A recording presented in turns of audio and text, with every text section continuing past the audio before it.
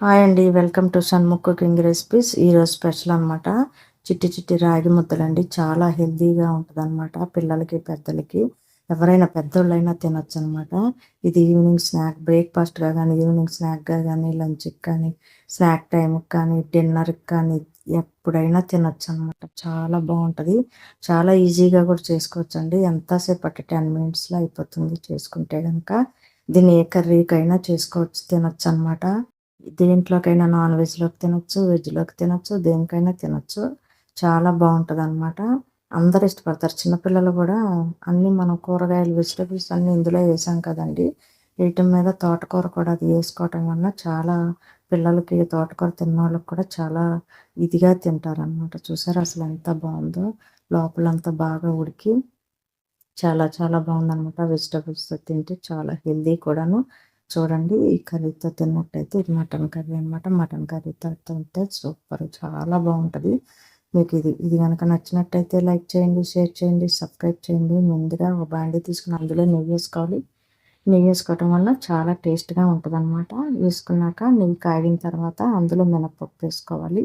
ఒక half spoon. అలాగే పచ్చిశనగపప్పు ఒక హాఫ్ స్పూన్ వేసుకోవాలండి. అలాగే ఆవాలు, జీలకర్ర కూడా వేసుకోవాలనమాట. ఒక హాఫ్ స్పూన్‌ల కొంచెం కొంచెంగా వేసుకోవాలి. ఈ గింజలన్నీ తాలింపు గింజలన్నీ బాగా ఏగాలనమాట. జీలకర్ర వేసుకున్నాం కదా! వేసుకున్న తర్వాత అలాగే కొద్దిగా ఒక స్పూన్ నువ్వులు కూడా వేసుకోవాలండి. నువ్వులు వేసుకోవటం వల్ల చాలా టేస్ట్‌గా ఉంటాయనమాట.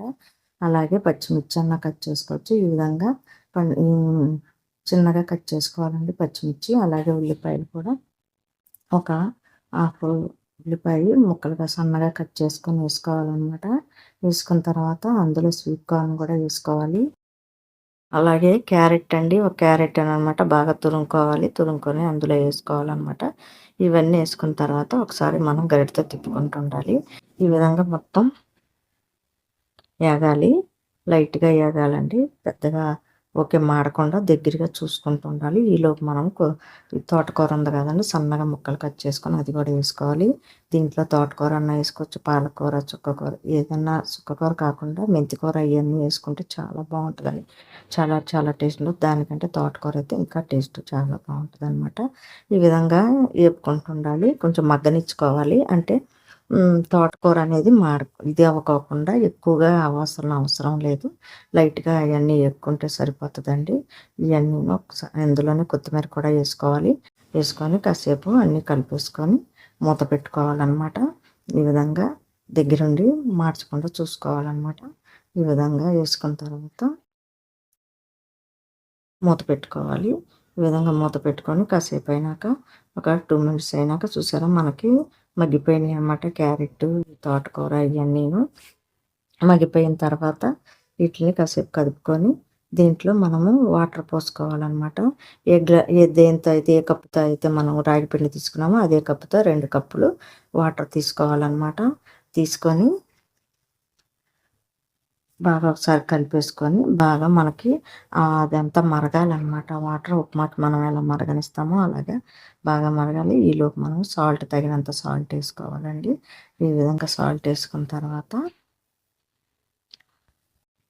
మూత పెట్టుకోవాలి. మూత పెట్టుకున్న తర్వాత ఒక 2 మినిట్స్ అయినాక చూస్తే ఈ విధంగా మరిగిపోతుంది కదండీ! ఇప్పుడు మనం రాగి పిండి తీసుకోవాలి.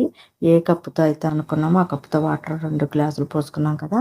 అలాగే ఆ కప్పు నిండా అదే గ్లాస్ కదా వాడింది నేను. గ్లాస్‌తో మనం రాగి పిండి తీసుకోవాలనమాట. ఇదిగోండి ఆ గ్లాస్‌తో రాగి పిండి తీసుకొని అందులో ఏసేసుకోవాలి.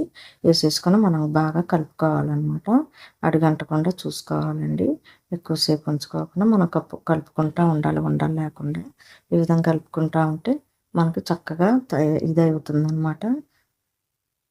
చూసారా? ఈ విధంగా ఉడుకుతా ఉందనమాట. ఈ విధంగా కలుపుకోవాలి.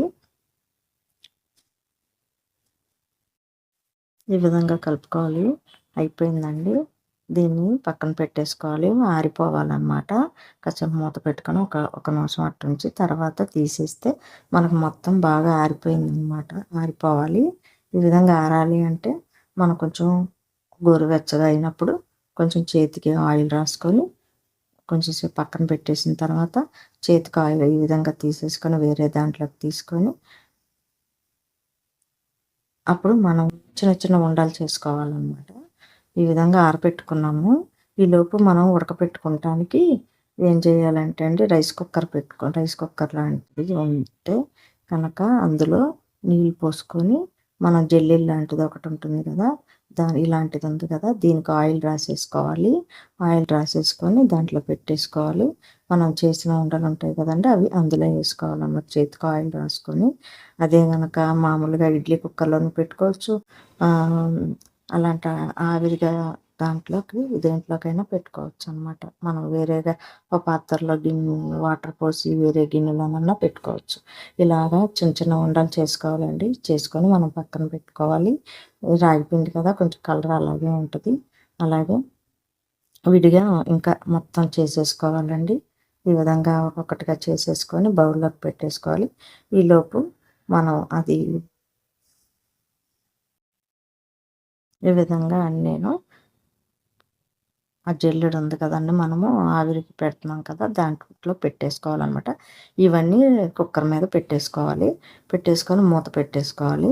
మూత పెట్టుకొని ఒక 10 మినిట్స్ కాదు, ఒక 5 మినిట్స్లో అయిపోతుంది అనమాట. చాలండి, అంతకంటే ఎక్కువ అవసరం లేదు.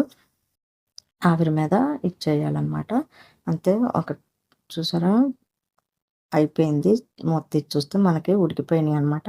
వీటిల్ని కాసేపు మూత తీసేసి పక్కన పెట్టేసింది. పెట్టేసిన తర్వాత మనం ఒక్కొక్కటిగా ప్లేట్లోకి తీసుకోవాలండి.